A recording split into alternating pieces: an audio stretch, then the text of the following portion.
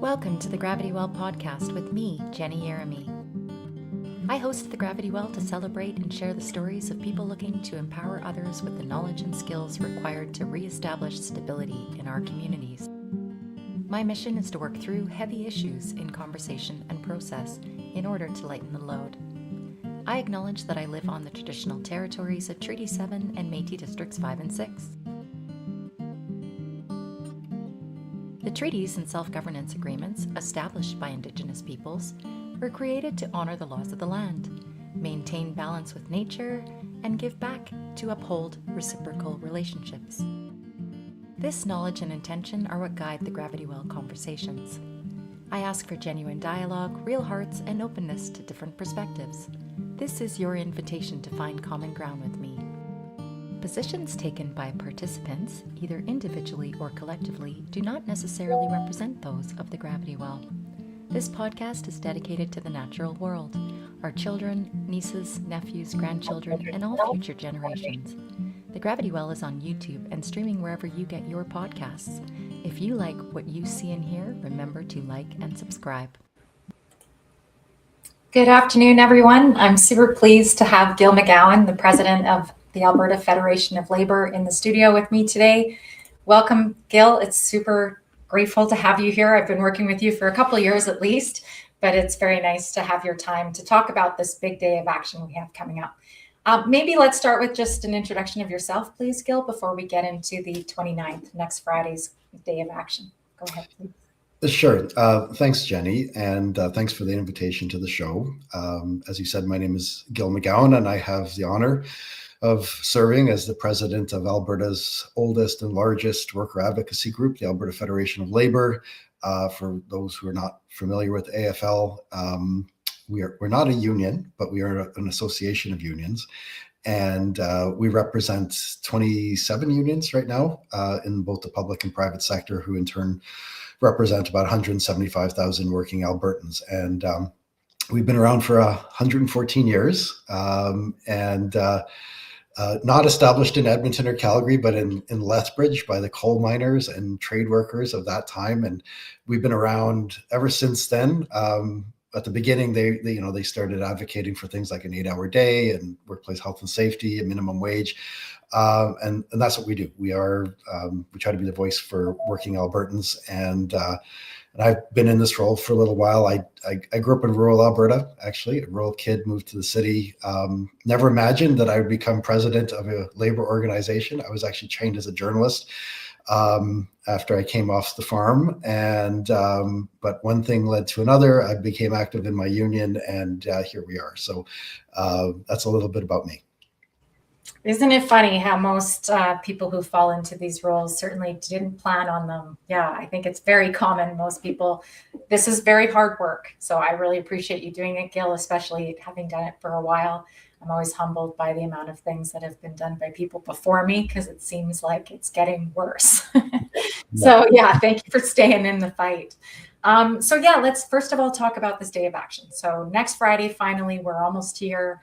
It's Friday, May 29th. It's the first ever provincial-wide day of action in Alberta. So can you start with just what it is, Gil, and what we're trying to do?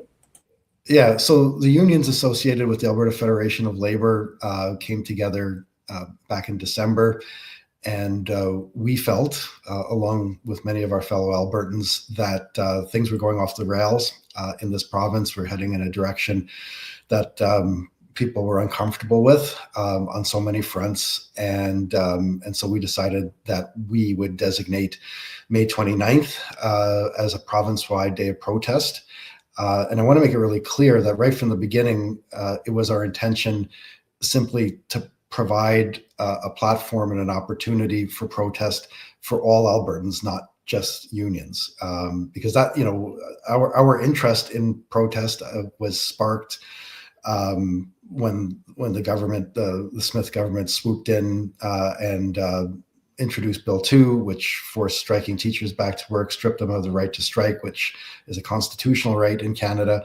And so that's why when we first started talking about building something bigger, but it became really clear to us that we were not alone in being concerned about the policies or the direction or the tactics being used by this government. So, it was clear that we were primarily concerned about workers' rights, but it became clear to us that lots of folks, including a lot of our own members, were concerned about what the government was doing with two-tier healthcare, with attacks on education, with attacks on benefits and support for the disabled communities. Their sort of MAGA North tactics of divide and distract, trying to scapegoat real, significant groups of people, especially vulnerable people in our province, going after the Indigenous community.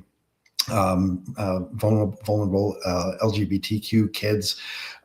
This is just not the Alberta that we wanted to live in, and it's certainly not the Alberta that I think a silent majority of Albertans are quietly horrified by the direction we're taking. And so we designated May 29th as a platform for protest, and that's part of a democracy, right? And one of the reasons we think that Albertans need a platform for protest is because a lot of the traditional means of exerting democratic pressure on a government, this is a government that's just ignoring them, right? So petitions, letters to the editor, letters to your MLA, they're falling on deaf ears.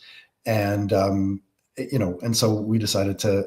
And the other thing too is, it's been said that this government looks a lot like MAGA North, right? And partly because of the policies they're adopting, but perhaps even more importantly, their anti-democratic stance and also their tactics. And one of the tactics that they're clearly using is what Donald Trump's first campaign manager, Steve Bannon, called flood the zone, right? And there's just like daily, daily attacks on things that people value, constant chaos. And, in this kind of environment, and when there's so many issues that people are concerned about, we think, and I think a lot of Albertans agree, that what we need is a protest movement that unites them all, right? So people with multiple concerns, different concerns, can come together and have their voices heard. So that's what May 29th is about. It's a Friday, and that was by design, because honestly, we felt that demonstrating in front of an empty building on a weekend, which is what people often do in front of the legislature, the MLAs are not there, the premier's not there, and we stand around and with our picket signs and we give speeches and maybe have some chants, but we feel we have to kick it up a notch and move from demonstration to at least a little bit of disruption. So that's why, we're doing it on a Friday.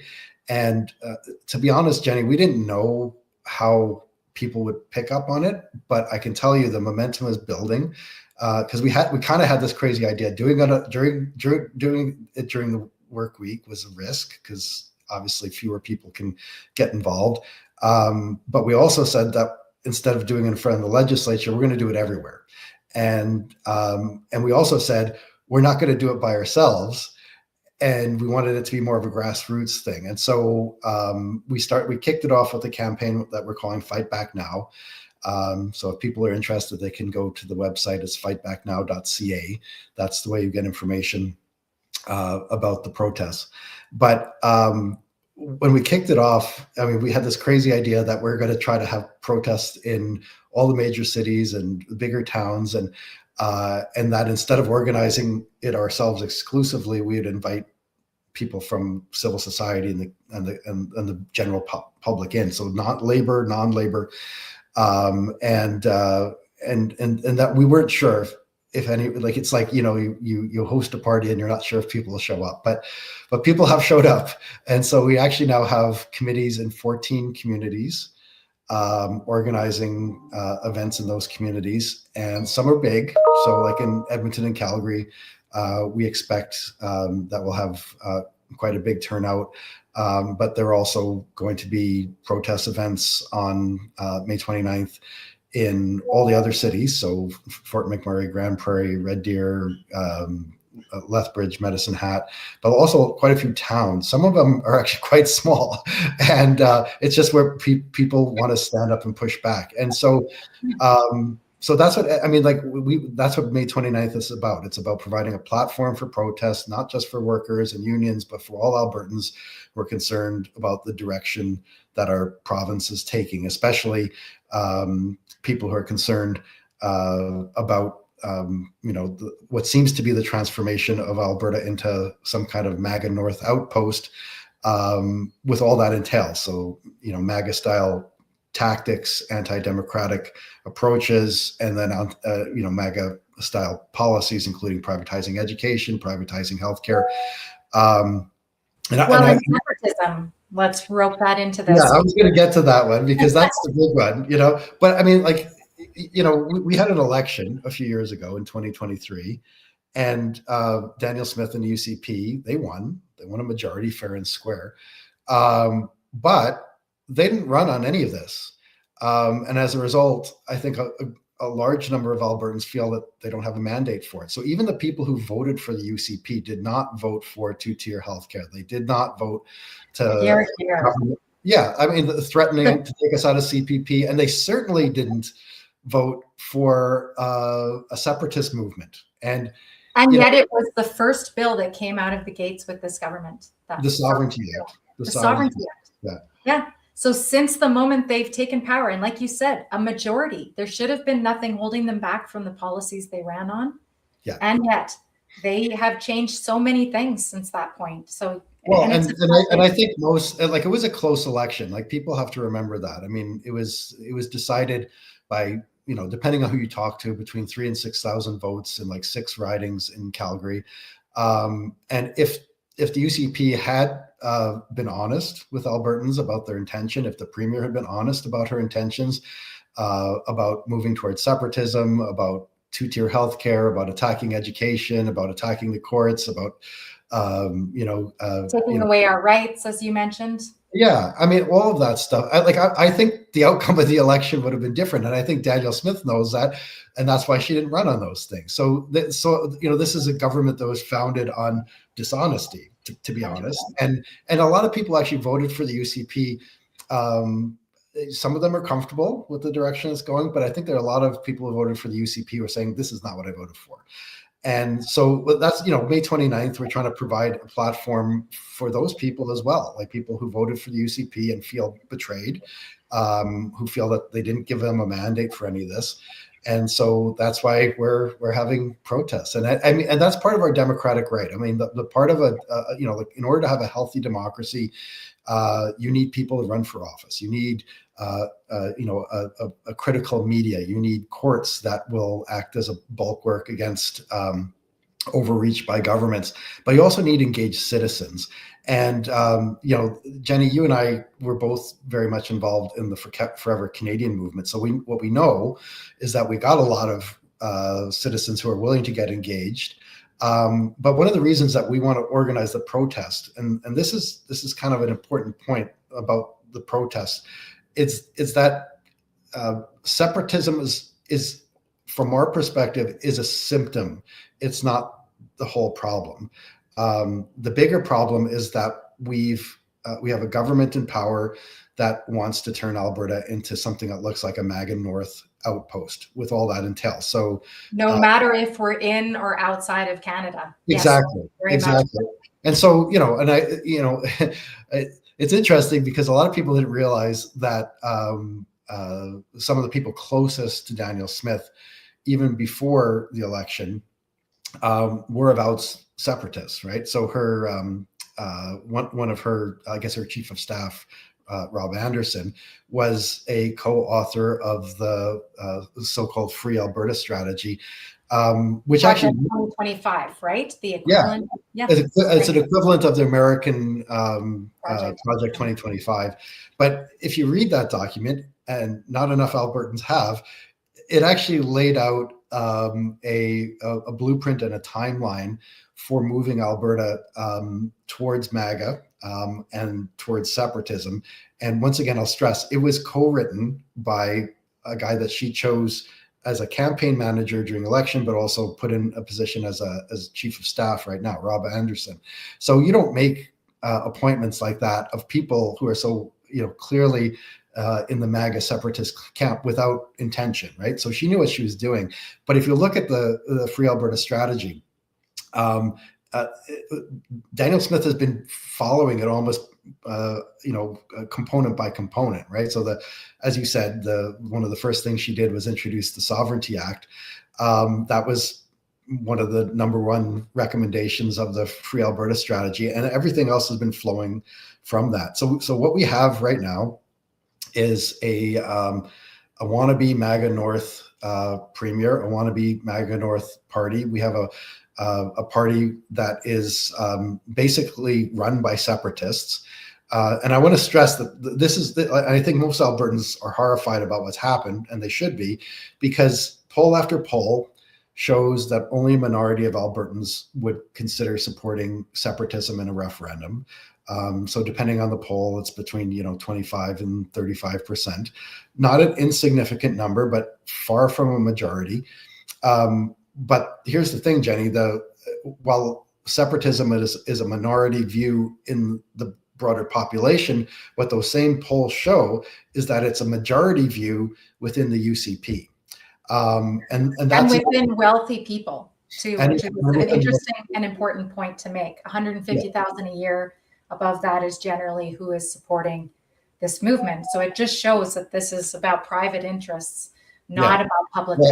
There was that's the finding taken from one of Janet Brown's polls, and she's one of she's probably the gold standard for pollsters in Alberta. And in that poll, not only did she show that the support for separatism is higher among higher income earners, but she specifically showed that it was higher among higher income earners who are feeling economically insecure. So rich people who are not good with their money are more likely to be supporters of the separatist movement. So I don't know what that says, but it's. Well, I think it is even further than that, if I may, from my perspective as an oil and gas worker, because we need to discuss the Centurion project just held its meeting at the Edmonton Oilfield Technology Center. Yeah.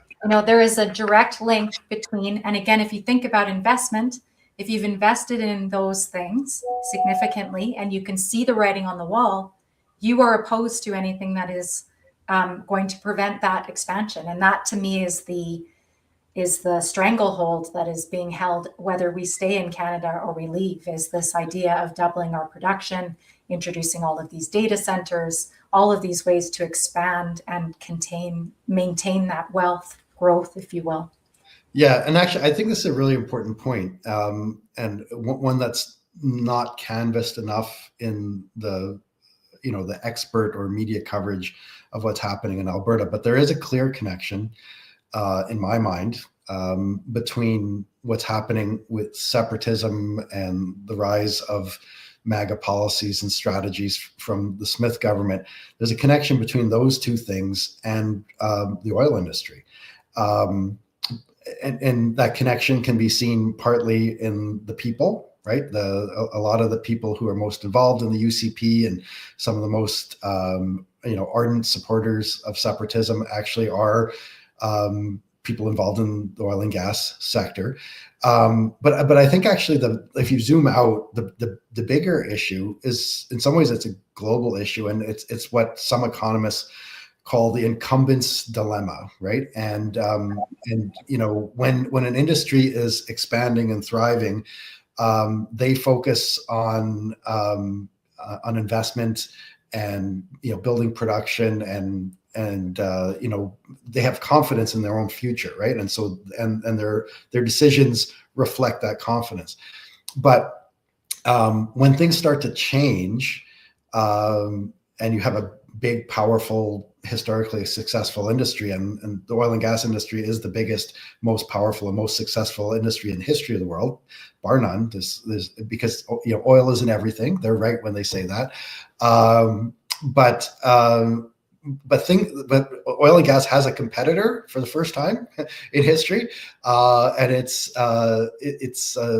electricity from renewables, right? And for a long time they were able to sort of shrug that off and say, whether it's wind or solar, these things only succeed if they're subsidized by government, but that's not true anymore. The technology has advanced, the costs have come down all over the world. And this is entirely apart from concerns about climate change, which are real.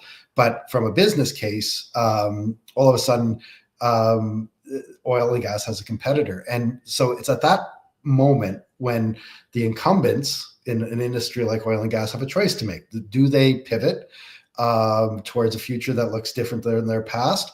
Or do they try to maintain their status quo by doing other things? And the other things that they do when they're trying to undermine a competitor are usually playing dirty politics, right? So instead of focusing on securing their future by investing in production and hiring people and all that stuff, what incumbents, when they face this dilemma about a threat to their future from a new competitor, they will often pivot towards stacking the deck and rigging the system. And I think that's what we're seeing right now. We're seeing we're seeing oil and gas companies, including our big oil and gas companies, oil sands companies especially, pivoting towards lobbying and trying to capture politics and getting subsidies, ironically, because they criticized renewables for getting subsidies. Now, nothing gets built in oil and gas without a huge subsidy from the public. We've seen that in the context of the pipeline debate.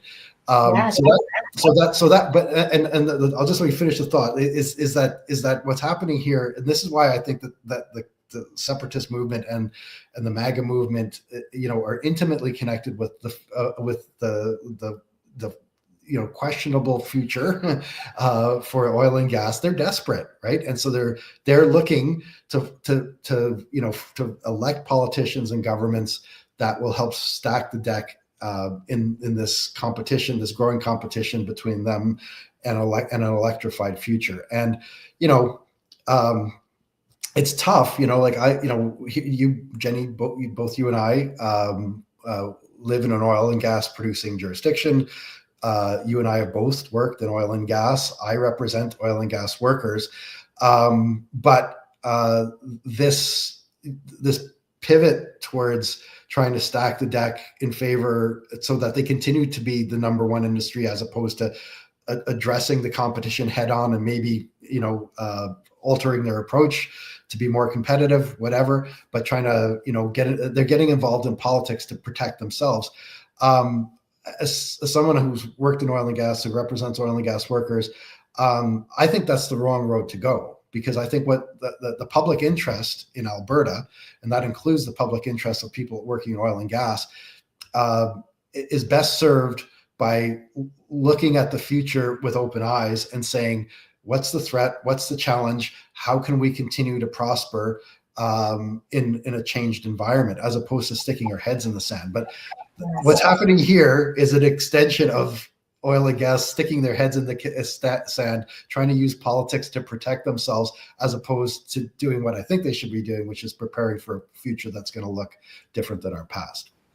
Yeah, wonderfully said, Gil. I think it's just so important to acknowledge the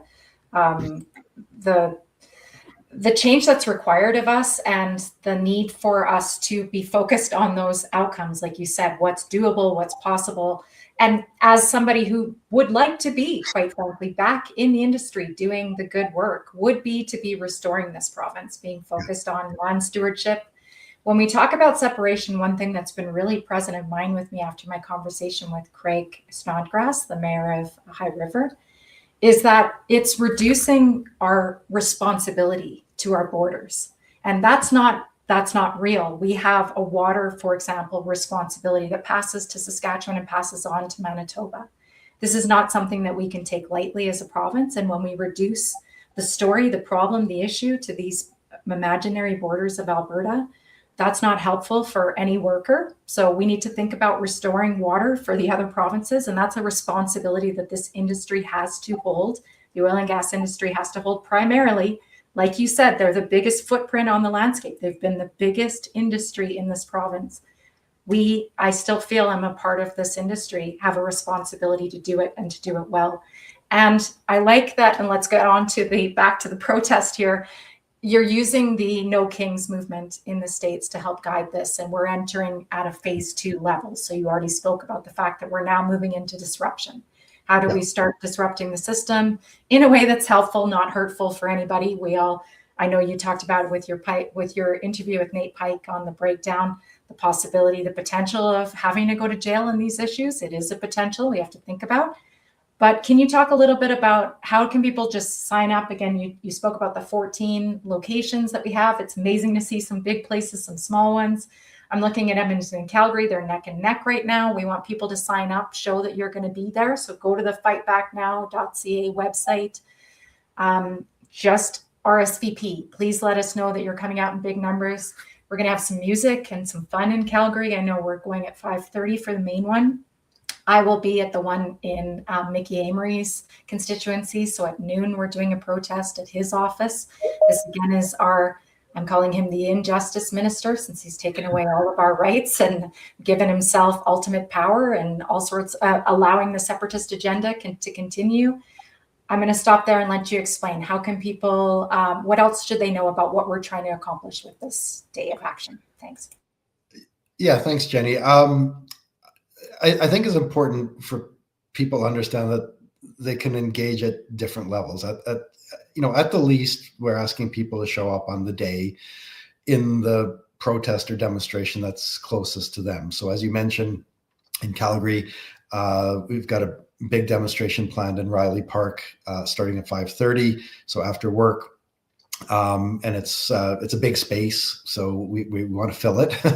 But we also have a smaller demonstration outside Mickey Amory's office, so what we're asking people first and foremost, just show up. Bring yourself, bring your friends, bring your family members, make a sign. What is the thing that you're most concerned about? Is it separatism? Is it healthcare? Is it education? Is it worker rights? We want to, create a platform for Albertans to express themselves. And so, number one, show up. Number two, bring a friend. Number three, make some noise, make a sign. But if you want to be even more engaged, we are still inviting people to be involved in the organizing committees. And so if you go to the website, FightBackNow.ca, and to be clear, Fight Back Now is all about the May 29th day of protest. There's nothing else. It's just that's what the Fight Back Now campaign is about. It's about May 29th and perhaps future days of protest. But for right now, it's just planning for May 29th. But if you want information about where the protests are being organized closest to you, you can find it there. But the website is also an organizing hub. And so that's where the local committees have been set up. And you mentioned the No Kings protest south of the border. And for those who are not familiar, it's basically all those people who are opposed to the authoritarian anti-democratic direction that's being taken by President Trump and his administration. They've been organizing these massive demonstrations in defense of democracy in the United States because they understand that's really what's at stake here. And I think I would argue that we're on the same path, maybe a little bit earlier on, but we're definitely on that same path. But the No Kings movement is about protest. The province-wide day of action is about protest. It's about mobilizing citizens in defense of the kind of place they want to live. But the No Kings, they're using the same kind of grassroots organizing model that we are. And that's not an accident. We did it on purpose. And so instead of it being organized like out of the AFL office by AFL staff, we're there and we're helping to coordinate things. But we looked at what was happening in with the No Kings protest and how these sort of self-organized local committees just sprung up, and they created a platform where people could actually talk to each other and make plans virtually. And what happened there and what's happening here is that people are getting to know each other online, but it's spilling out into the real world. And so a lot of our committees that were established using our organizing hub have actually now started meeting on their own, which is what we hoped for. We weren't sure if it would happen, but it is happening. And so we've taken inspiration from No Kings. And one of the things that that they're dealing with, and we're also dealing with, is that flood the zone strategy that we talked about, which is deliberately designed to exhaust citizens and make them feel overwhelmed. But No Kings wanted to do a number of things. First was to make sure that all these people who are opposed to the direction being taken by Trump understand that they're not alone and that they are in fact a majority. And then they also wanted to give them the sense that they can do something to counteract the sense of being overwhelmed, which is part of the strategy, that, flood the zone, divide, distract, all that stuff. And so what they tried to do, and I think they've done it successfully, is create a place where all the different issues can come together, and then people can get their head around that more effectively. And we're doing exactly the same thing. We're using a very similar grassroots organizing tool. We're trying to have one place where people with many different concerns and grievances can come together. And I actually just finished writing a guest column, which hopefully will be in some newspapers over the next couple of days. And one of the things I point out in the guest column is that if you look at successful citizen movements over the past 20, 30, 40, 50 years, when they're up against authoritarianism, and I'm going to use that word very specifically, because I think a growing number of citizens and experts are saying that that's literally what we're up against, in the United States and here in Alberta. It is a move away from liberal democracy towards some version of authoritarianism. That's what we're dealing with. But what history shows is that when you're dealing with that kind of overwhelming movement, especially from an entrenched government, you need to build movements that bring citizens together from all different walks of life. People are not used to working with each other. People who don't know each other, who have multiple different issues, bring them together with a movement to unite them all. That's sort of what we're trying to do. We saw it with, like in my column, I say, look what happened in Poland, right? With the worker-led solidarity movement. That was the thing that brought that communist government down. There was the Orange Revolution in Ukraine that did a similar thing. We have big ambitions. That's sort of what we're looking for here. And May 29th is the start of it. And on that point, I just want to stress that it is fully our intention that May 29th will not be one and done, that there will be more days of protest. And we're also trying to build those networks between groups that haven't worked together before. So a couple of weeks ago, we helped organize the first, what we call the Alberta Civil Society Summit. And we had about 200 folks from different civil society groups, non-labor. So we had some union people there, but we had Indigenous groups, we had student groups, we had seniors groups, we had racialized groups from a number of different immigrant communities. And so we're going to try to have more days of protest, but we're also going to have another civil society summit probably in the fall. And that's how movements get built. It takes time, but we're in it for the long haul. So we're committing ourselves to support whatever's necessary to build that kind of, solidarity, Orange Revolution, some version of it here. And it's not just about work. Once again, I want to stress, we're helping to act as catalysts, but we want to be partners with other groups. And so that's what we're building here. May 29th is the start, but it's not the finish. Yeah, great. So I want to hit home. We're entering this at the second level, let's say. So I feel, and there's coordination. I find it interesting as somebody who was never in activism and now is, the amount of well, that's not how it should be done type thinking there is. And I know, yeah. Then get involved, right? This is one of the things they say, people are happy that there's going to be a day of protest because people have been hungry for a protest. But I've heard it's like, couldn't it be someone other than the labor movement? It's like, well, I know. Then do it, right? So I want to underscore for people that aren't aware, because it's something that I find really helpful, Gil, and I know you and I have spoken about it, but the importance of organizing for power, the importance of taking organizing seriously. The workers' movement does this so well. This is something you guys do regularly, and it means it's just simple things, having the difficult conversations, knowing what the conversation is, making sure people know what they're signing up for. You're saying this is not a one and done scenario. This is about building a solidarity movement long-term, but it starts with taking simple responsibility like RSVPing for things, showing up and getting involved. Where you see gaps, it's a gap. Join, get involved, help it, and understand that at the same time, the one thing I want to say is also, it is what it is. This is what you've started. This is what we have to go on. Like I'm going to use an example because I know you're an oil field person, so you'd understand what I'm saying. When we talk about subsidies, you were talking about subsidies earlier. I think of the site reclamation program, which was a subsidy. Yeah. And in the world of reality, I would much rather be subsidizing that work than subsidizing new pipelines, which are not, there's no market for, as you were describing earlier. So to me, this is where we have to be real. And what I'm saying is AFL has taken the lead here. Thank you for doing this. But this is not something that you're intending to lead. This is something you're intending to support and educate and build from the ground up with people in all forms of leadership, let's say, from a union side or non-union side. And this is the work. This is the work that has to happen. Did I miss anything in that? Is there more? No, and I like this.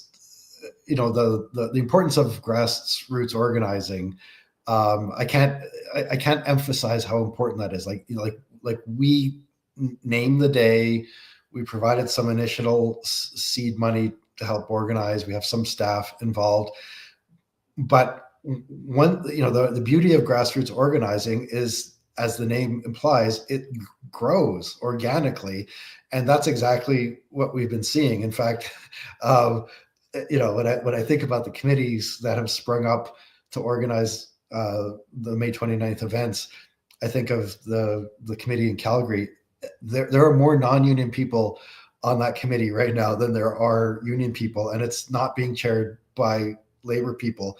It's being chaired by community activists, and we're just we're there along for the ride, and that I'm not upset by that. I'm actually thrilled by it. Which is exactly, and honestly, this is why I think the government might be scared by this, because they try to demonize big bad labor. They try to demonize and dismiss people like me, me in particular, right? I mean, when we announced the Fight Back Now campaign and the May 29th day that had been chosen, the Premier's office actually made a statement mocking me, right? So they said, oh, he couldn't get a general strike organized after Bill 2 and the teachers' strike. He said that he was going to support recall campaigns, and none of the recall campaigns were successful. And so in the statement they said, we have confidence that this will be a failure as well.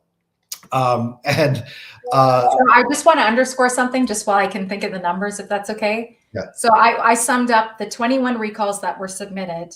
12 of them achieved more than 5% of the voting population. In translation, 12 of the recalls could separate from the province if we had the same hurdle that they gave the separatist movement. Yeah, exactly. So this is add them up. It was thousands and thousands of Albertans. They didn't reach this artificially high. You're right. The government lowered the threshold for their separatist friends, but they have this really high threshold for citizens who want to use their initiative or recall campaign. Who want to protest. Because I want to underscore, it was exactly like you described. It was mostly driven by people who had voted UCP and wanted nothing to do with this. Yeah. Those are the people that I feel came out and signed. Yeah, but that's actually when political science experts like Jarrett Wesley from the U of A and Dwayne Bratt from Mount Royal University in Calgary, when they say that we're on the slippery slope to authoritarianism, this is exactly the kind of stuff that they're talking about. Because what authoritarian governments do, even when they're nominally democratic and maybe won elections, is they change the rules in their favor. Like in a democracy, the rule of law is supposed to be sacrosanct and everyone's supposed to play by the same rules. But when you have a government that constantly is changing the rules, that's a warning sign, right? And we've seen it over and over again. We've seen the government change the rules for the separatists. We've seen the government, change the rules so that they're not subject to decisions by the courts. That's what we're up against right now. So, when the government dismisses what happened with the recall campaigns, yeah, I mean, like they didn't, people didn't reach these artificially high thresholds, but thousands and thousands of people were mobilized. And if they haven't stopped, we've all moved into our phase 2 as well, to your point about organizing, Gil. These are new people I've never met before, and I adore. These are, I've met fabulous people through this. And this is the point of organizing, right? Like you don't wave a magic wand and all of a sudden, reach your goal.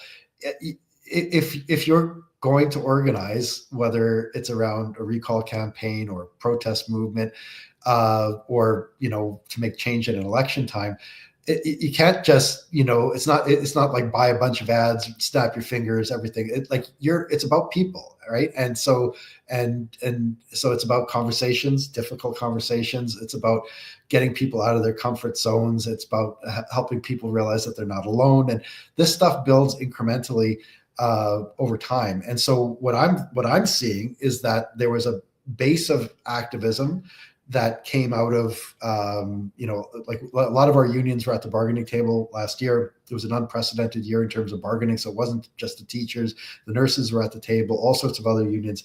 That built a base of activism with working people who hadn't necessarily talked to each other before. Then we had all these people who are non-labor people involved in the recall campaigns that made the base even bigger. And now we're organizing towards protests, so the base is even bigger.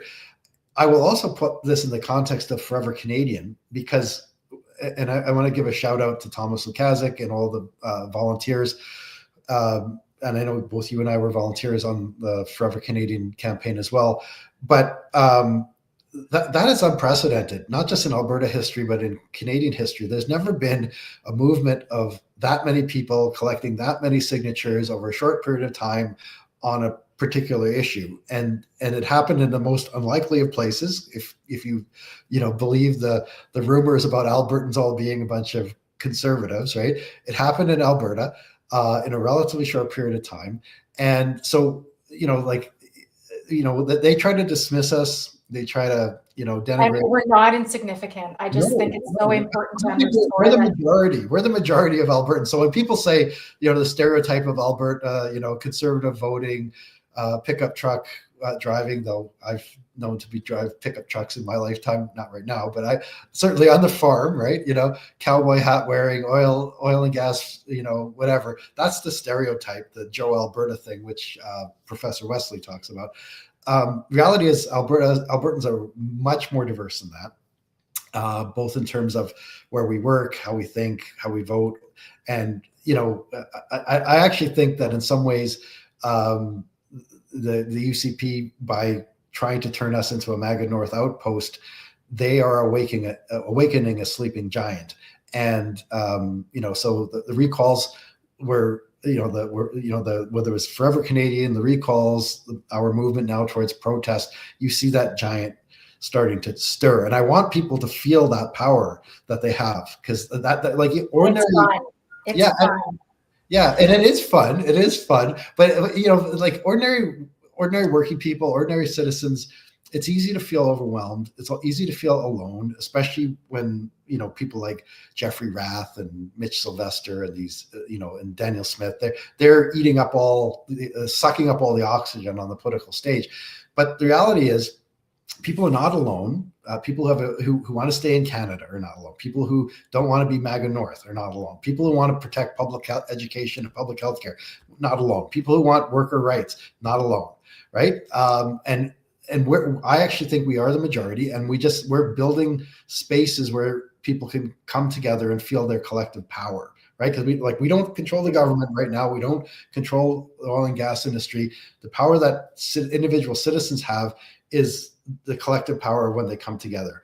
And so we're building spaces for people to come together to help realize their power and use their power. That's really what we're hoping to accomplish with May 29th and subsequent province-wide days of action. And we want to encourage people to get involved so they can feel that power and wield that power, because it's really needed at this time this moment in our history.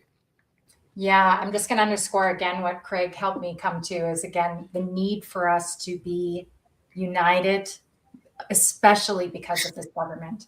And to me, when we talk about the unfairness, we have to be real with what we're seeing down in the States right now. Yeah. Tom Massey being pushed out of his primary campaign. This is last minute, significant dollars going towards major things. So this separatist movement, although as you said, it's a symptom, not the root cause. It is something to be taken very seriously. This is a great way to get out with people and stand against it. But pick your issue. You are welcome. That's what I'm hearing from Gil. Exactly. And certainly that's what it's been for me. It's a pleasure to be a part of this. And thank you for helping lead the way, Gil. This is such hard work. Let's just, before we close, can you help people, because you already talked a little bit about the name calling and the things that get thrown at you.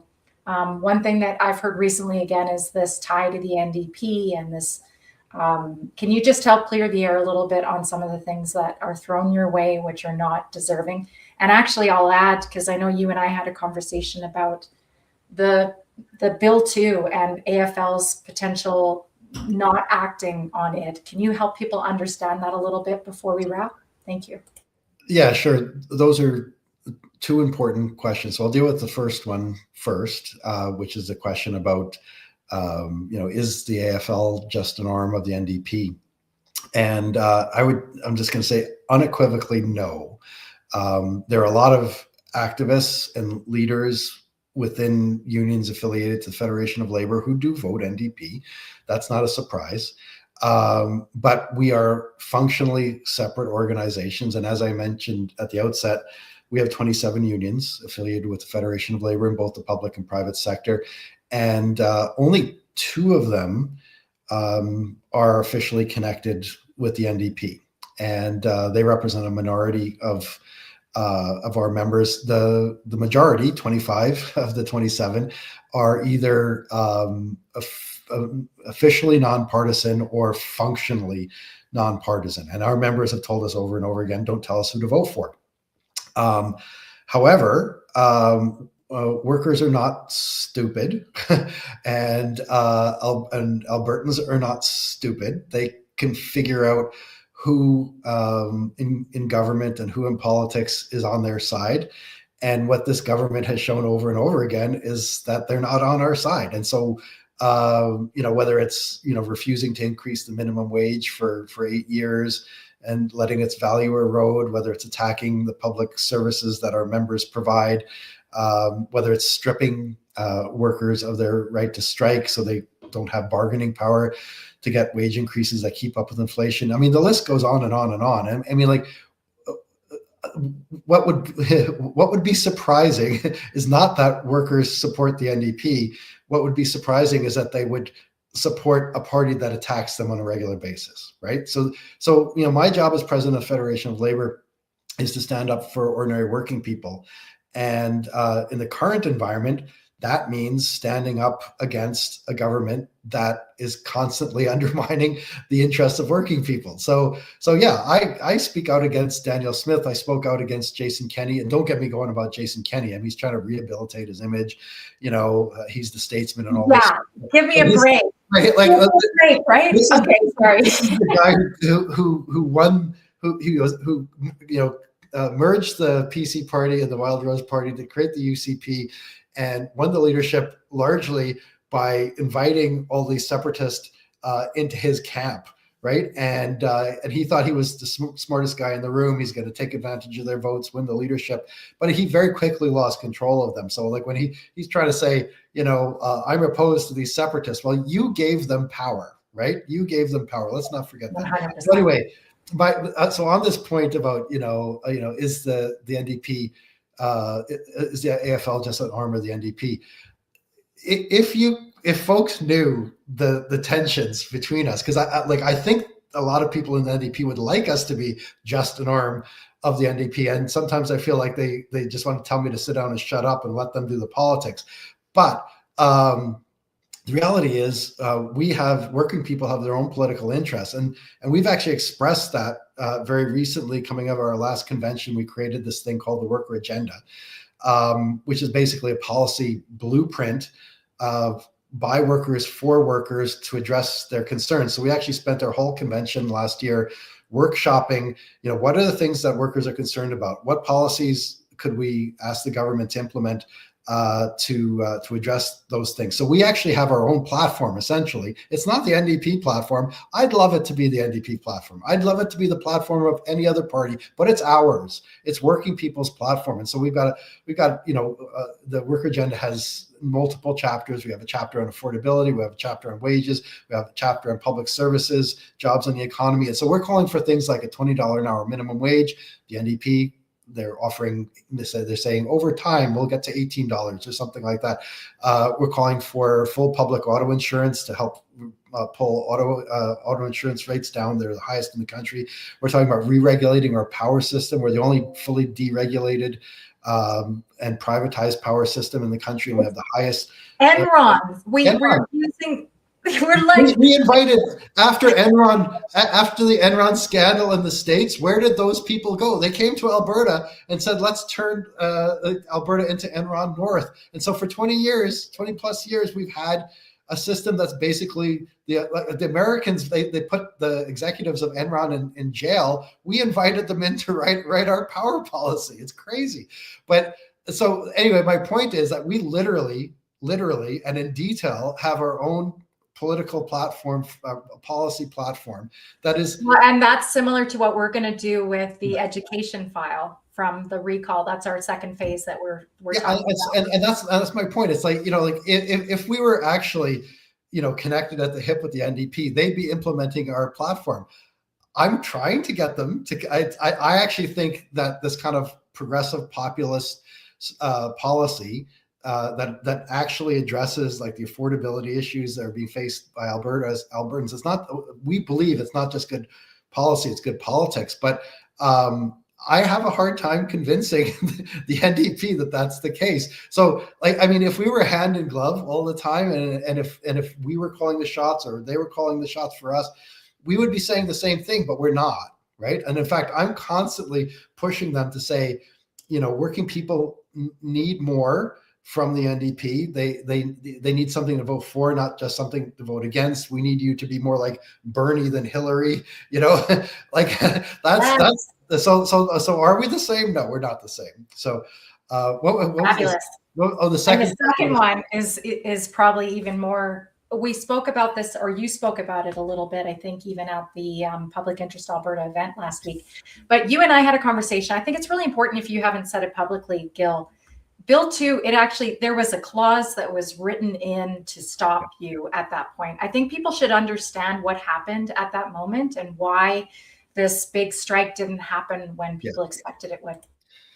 Yeah.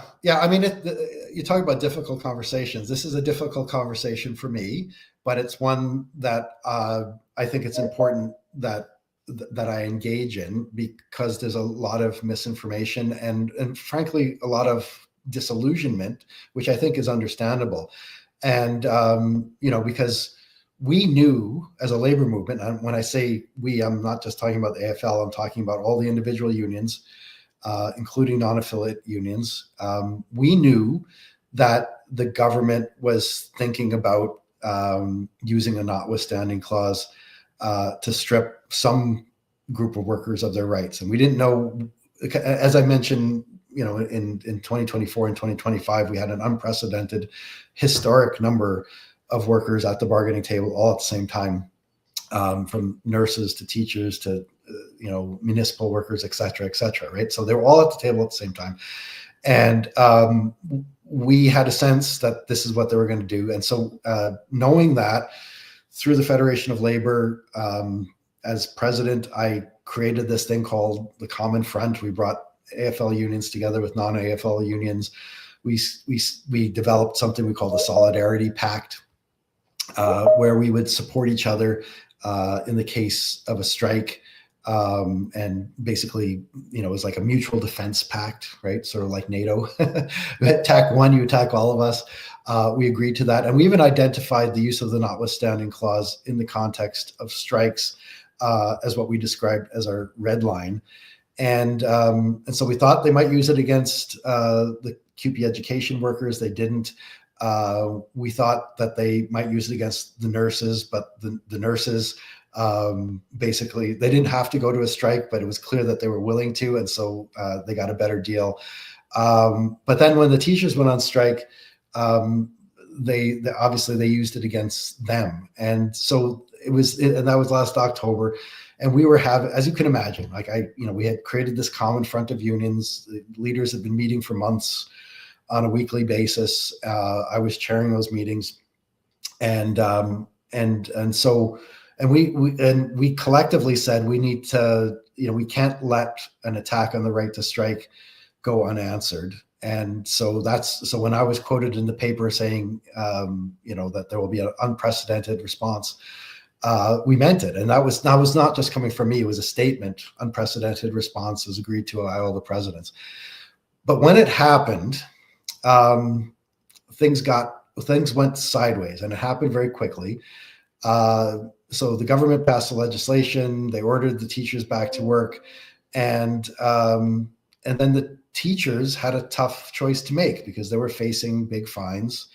And $500 a day per person, millions of dollars of fines for the union if they defied the back to work order. And so their board made a decision not to defy, and they advised their members to go back to work.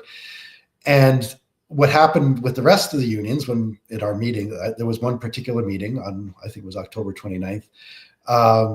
And basically, some of the presidents of the big unions said, if they're not willing to defy the back to work order and face fines, how can we go to our members and ask them to go on an illegal strike and face fines? Because the fines would have been similar. And then the air went out of the balloon. And I actually, and I told Nate this, I'll tell you too. I mean, myself and Corey Longo, who's the other elected officer at the AFL, we put forward a motion for a one-day general strike. And we had a lot of unions, I'll tell you. We had a lot of unions that were ready to go. But it's sort of, the air went out of the balloon at the last minute when the teachers didn't defy. And I'm not going to point fingers at the teachers. I get it. They had already been on strike for 3 weeks. They didn't, unlike the rest of our unions, they didn't have a strike fund. So individual teachers were struggling, and they were facing these huge fines. So they went back. And so we missed an opportunity. We let Albertans down. And as I said to Nate when I was talking to him on the breakdown, I think the fact that we didn't go ahead with at least a one-day province-wide protest that would include withdrawing labor, shutting things down, moving from demonstration to disruption. Because we hadn't done that, we emboldened the government to do worse. And that's one of the reasons why we're organizing, organizing the province-wide day of protest, why we're committing to, having more actions like this going forward, is frankly, I feel like that we let our fellow Albertans down, and we have to atone for that. And yeah. Thank you, Bill. I have kept you long over time. So thank you very much for hitting that home for people. I think we have to be okay with failure. I think that has to be baked into our assumptions of this. We're not going to nail it all the time. It was a lot to ask of teachers, especially when they were not getting paid, like you said, and now they're getting it taken out of their summer funding, basically.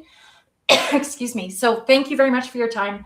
Thank you very much for starting the May 29th rallies. It's the beginning of something really important. Thank you for leading this movement, Gil. Hope you have a great rest of your day. You too. Thank you. Thank you, Jenny.